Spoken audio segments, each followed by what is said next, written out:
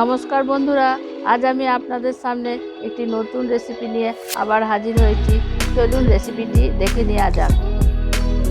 বন্ধুরা, আজ আমি আপনাদের সঙ্গে বাসি ভাতের একটি মজাদার রেসিপি শেয়ার করব। আমি এখানে এক বাটি বাসি ভাত নিয়েছি। ভাতটা আমার রাতে রান্না করা। আমি শীতকাল বলে ফ্রিজে রাখিনি, এমনি রেখেছিলাম। আমি এখানে ছোট্ট একটা গাজর কেটে নিয়েছি, সামান্য পরিমাণ ফুলকপি ছোট ছোট করে কেটে নিয়েছি, আর সামান্য পেঁয়াজকলি বা স্প্রিং অনিয়ন নিয়েছি, আর নিয়েছি দুটো ডিম। কড়াইতে 2 টেবিল চামচ তেল দিয়ে দিলাম। তেলটা গরম হয়ে গেছে, আমি এর মধ্যে দুটো ডিম দিয়ে দিলাম।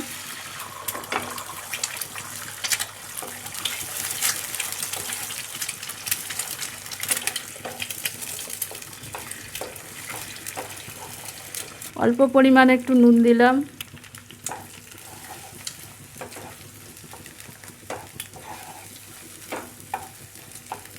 ডিমটা একটু ঝুরঝুরে করে ভেজে নেব।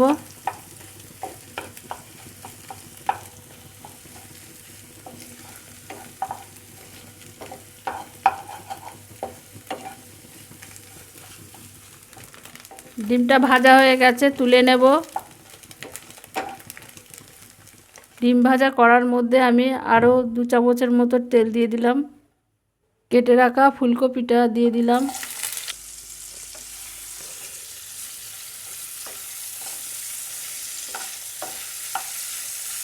সামান্য একটু নুন দিয়ে দিলাম।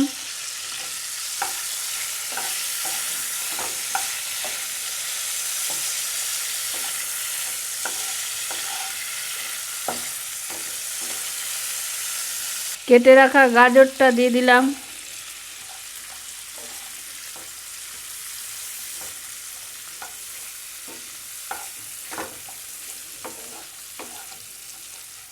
সামান্য একটু পেঁয়াজ কুচি আর 2টো কাঁচা লঙ্কা কুচি দিয়ে দিলাম।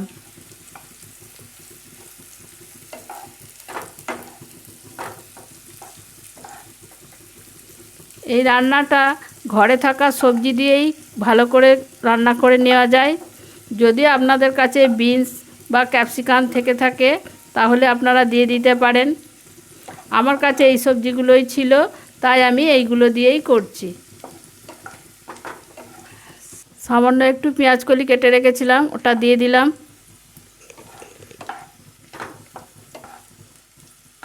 বাড়িতে মাঝে মাঝেই ভাত বেশি হয়ে যায়, অনেকে হয়তো বাসি ভাত খেতে চায় না।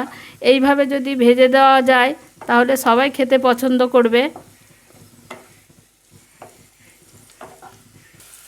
10-12টা কড়াইশুঁটি ছাড়িয়ে সেদ্ধ করে রেখেছিলাম, সেটা দিয়ে দিলাম।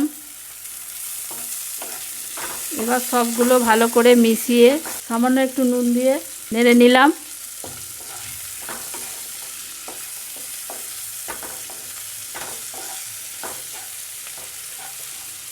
ডিমটা ভেজে রেখেছিলাম, দিয়ে দিলাম।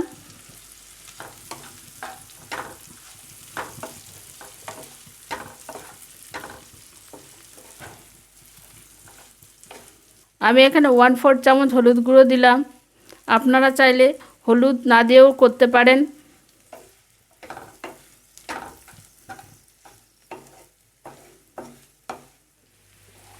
আমার কড়াইটা ছোট ছিল, তাই আমি একটা বড় কড়ার মধ্যে ট্রান্সফার করে নিলাম।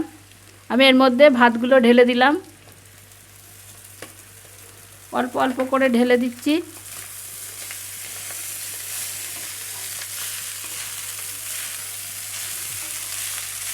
অল্প অল্প করে ভাতটা মিশিয়ে দিই আর নেড়ে দিই।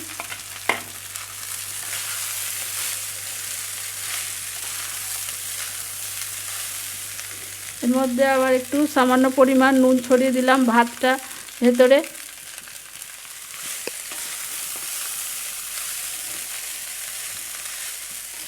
আপনারা যদি মিষ্টি পছন্দ করেন তাহলে এর মধ্যে 1 চামচ চিনিও দিতে পারেন।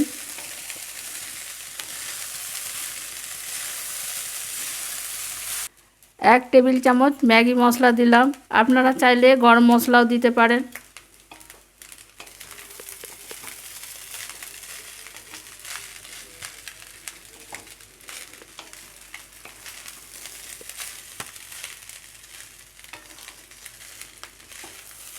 আপনারা যদি এখনও পর্যন্ত আমার চ্যানেলটিকে সাবস্ক্রাইব না করে থাকেন তাহলে সাবস্ক্রাইব করে দিন এবং পাশে থাকা বেল আইকনটি প্রেস করে দিন আরও ইন্টারেস্টিং রেসিপির আপডেট সবার আগে পাওয়ার জন্য।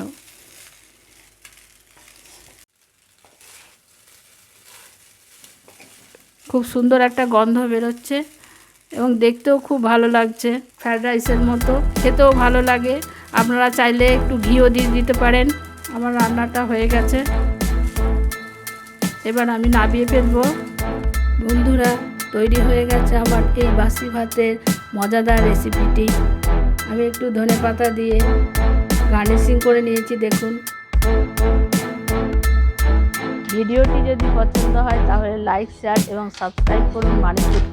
রেসিপিটি কেমন লাগলো কমেন্টের মাধ্যমে জানাতে ভুলবেন না।